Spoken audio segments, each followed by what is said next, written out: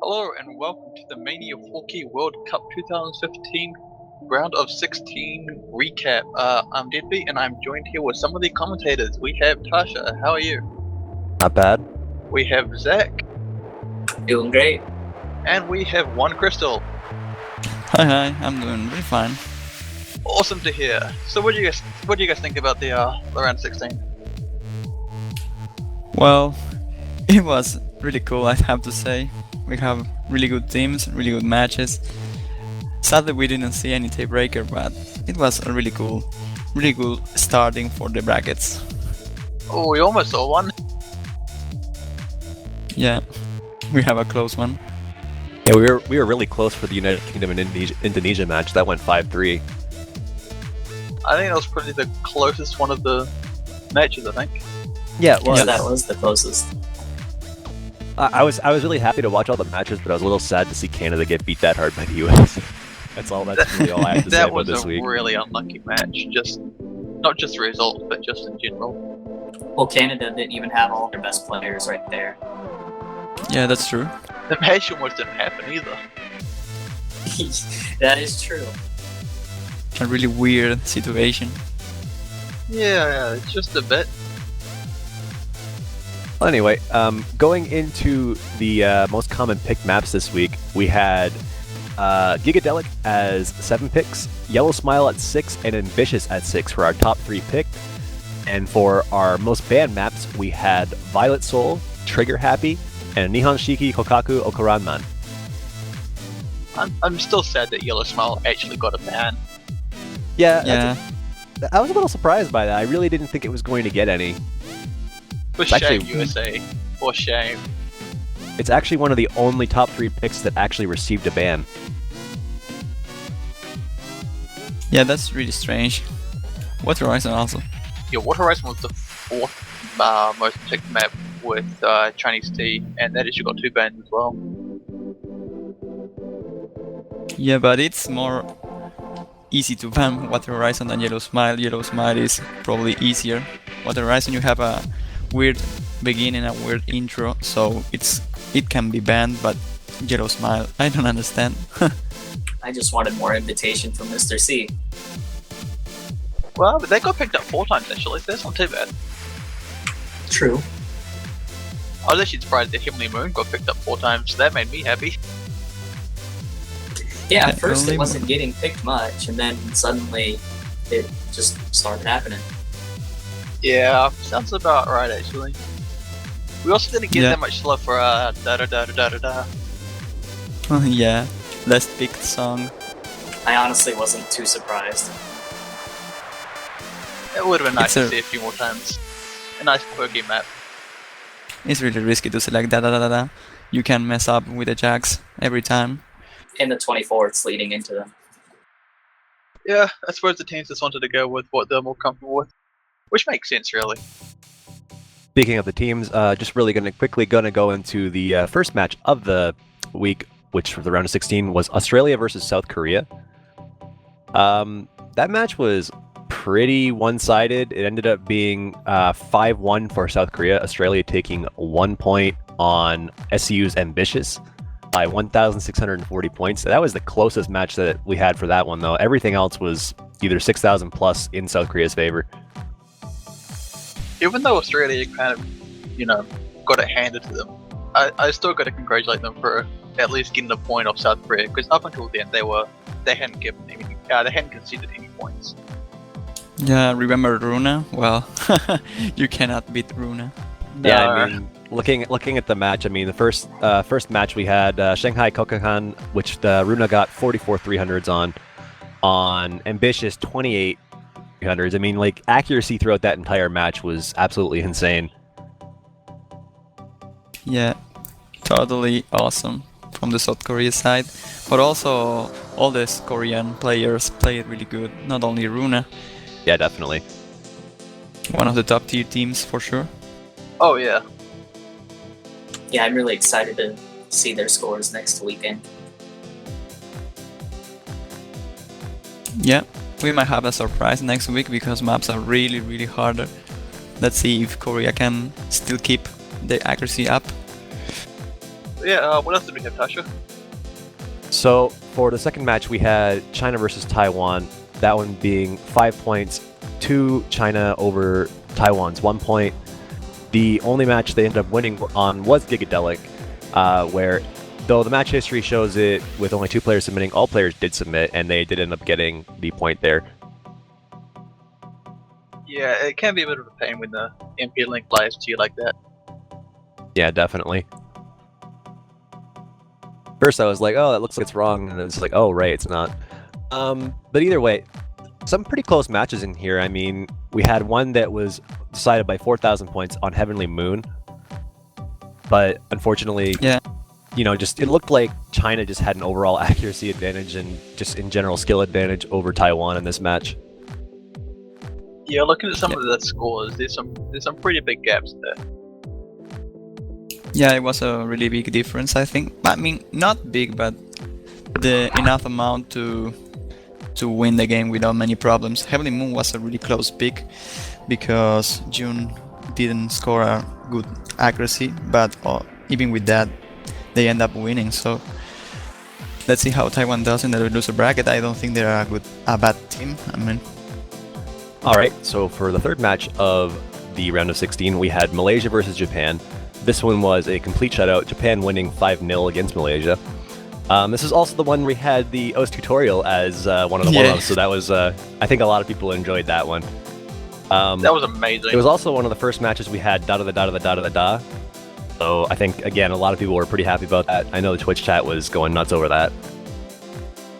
yeah, Still, Intel is looking like a monster. There were a few beastly players within this tournament, and Intel is definitely one of them, alongside Bruno. Definitely. Closest match from this particular match was Shanghai Kokachan, and it was the Chinese Tea song. I don't actually have it. Chinese Tea Orchid Orchid remix, sorry. Remix. And that was decided by 9,524 points for Japan. Everything else was 10,000 plus. It was pretty one-sided, really. Yeah, but look at the scores in Chinese Tea. All are really, really good. Over 99,000. Incredible. Yeah, definitely. They are two really strong teams, but Japan is probably one of the best, if not the best team of the World Cup. So Yeah, it was just very unlucky for Malaysia to be matched up against one of the best teams of the cup.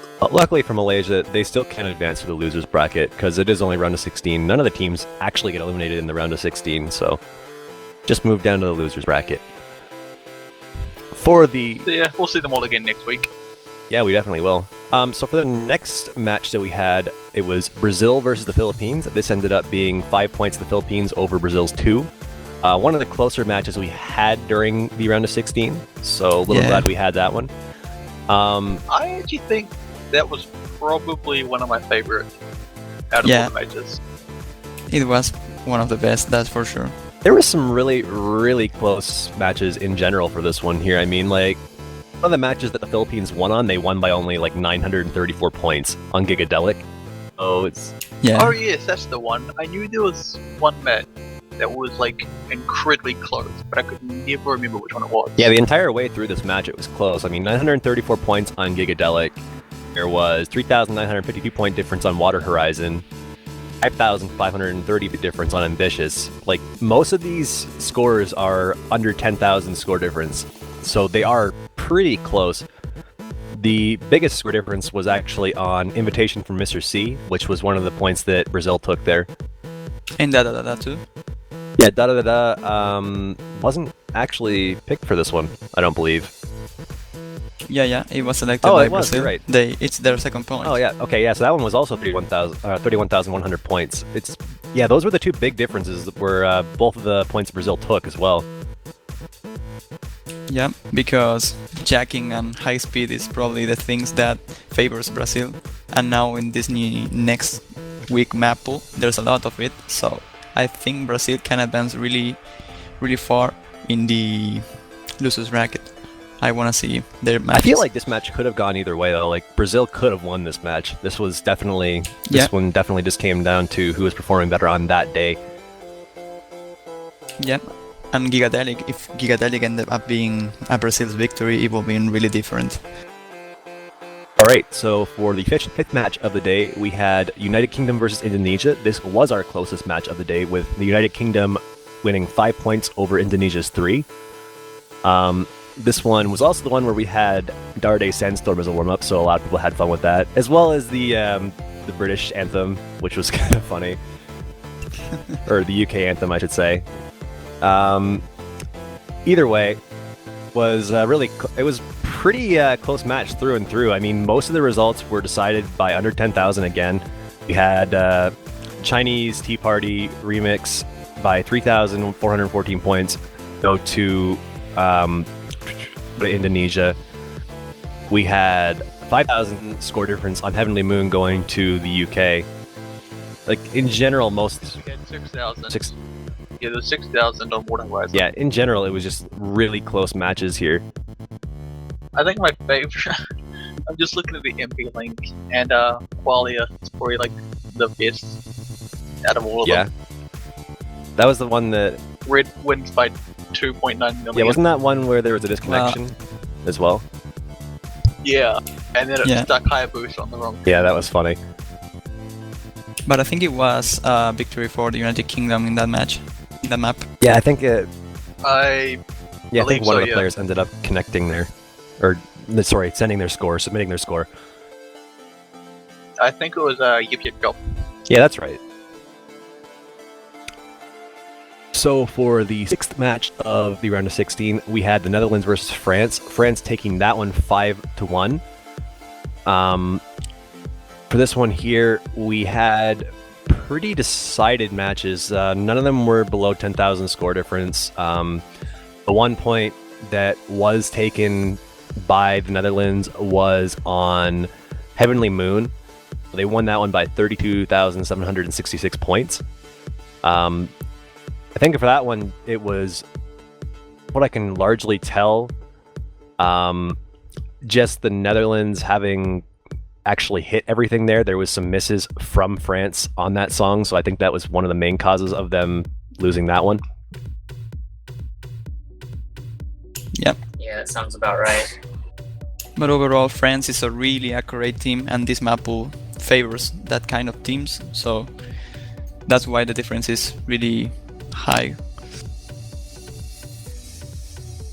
Lim performing really well. Just looking at most of the accuracies and stuff, France is generally above 99.5. Yep, that's true. And most of these teams that are the ones to really look out for are extremely accurate most of the time, so I feel like France is still one of those teams that we really need to watch. I feel like they might get to at least, say, top 6. I think we can expect some good things from them. Alright, and for our 7th match of the day, we had Poland versus Argentina. Argentina coming out of that 5 points to Poland's 1. This one was pretty close for some of them, but others were pretty much stomps, I should say. The 1 point that was gotten by Poland was on Gigadelic. They won that by 9,345 points. All the other ones were wins by Argentina. Smallest score differences on this particular one were on Ambitious with 7,590. That one going to Argentina. And just in general, I don't know, that one seemed like it was... It really did seem like, despite it being close, it was really in Argentina's favor the entire way through. Yeah, but I think if you see both teams, you see that both teams are really close to each other. But I think Tidek scored really nice performance, but the CMX have some problems on the match, and that causes Poland the lose in this case. That's a little bit of a shame. It's actually looking back at some of these matches in general, it seems like Gigadelic generally had some pretty close results. I don't think there's been many times where it's just been a completely decisive win. Yeah, it's a really accuracy-based map, so when it comes to that, you have no misses and the score difference is really short. Also seemed to be one of the easier picks of the map pool, so it makes sense for the results from that one to be a little bit closer. Yeah. Which is also why it was just picked so often. Yeah, definitely. Yeah. Okay. Being the only map selected And 7 then the last times. and heartbreaking final match of the round of 16 was the United States versus Canada. The United States taking the win 5-0 against Canada. This one, pretty much the majority of the match was very, very one-sided. Almost all of the scores being over 100,000 score difference, other than Gigadelic, which was won by the US by 49,000. There's really not much to say about this one, other than like Halogen and Etienne XC were just basically destroying every single map and being incredibly accurate while doing so. We were Yeah. talking about Intel and Runa being like super accurate. I think we need to throw Halogen into that group as well. Yeah, definitely with his score on Water Horizon being the highest score throughout the entire World Cup so far, I believe. I Yes. think so, yeah. I'm also going to throw out there Ziff. Wow. 507 points off a perfect score. Also wanted to throw it out there that another player from the US, Ziff, was also incredibly accurate when they were actually playing before Krebel joined.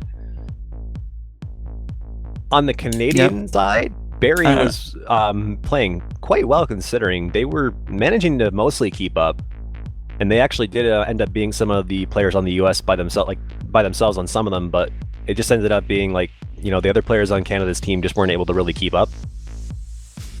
Yeah, that was really sad for Canada, but another highlight that we have in this match was the invitation from Mr. C score from Elogen and Etienne, both scoring number 2 and number 3 spot. Oh yeah, that was respectively. that match, wasn't it? That was really impressive. Yeah. Really Yeah, incredible. that was really awesome to see. Yeah, I mean, happen. it's one thing to like get a good score on a map, but doing it in the middle of a World Cup is really impressive. Definitely. And that about wraps up the matches we had for the round of 16.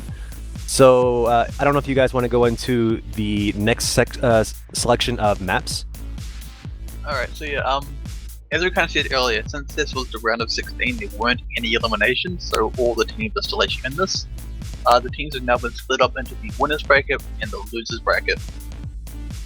So in the winners bracket we have France, Japan, China, Philippines, Argentina, United Kingdom, South Korea, and United States. And for the losers bracket we have Netherlands, Malaysia, Taiwan, Brazil, Poland, Indonesia, Australia, and Canada.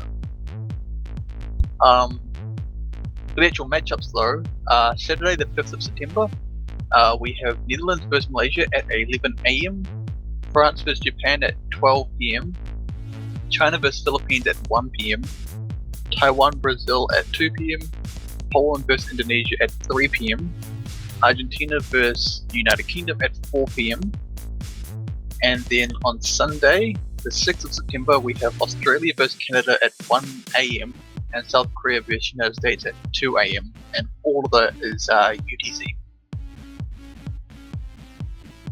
So yeah, I think we've got some good matches coming up. Yeah, we got some good matches coming up, and also a good Yeah. map pool from what I can tell.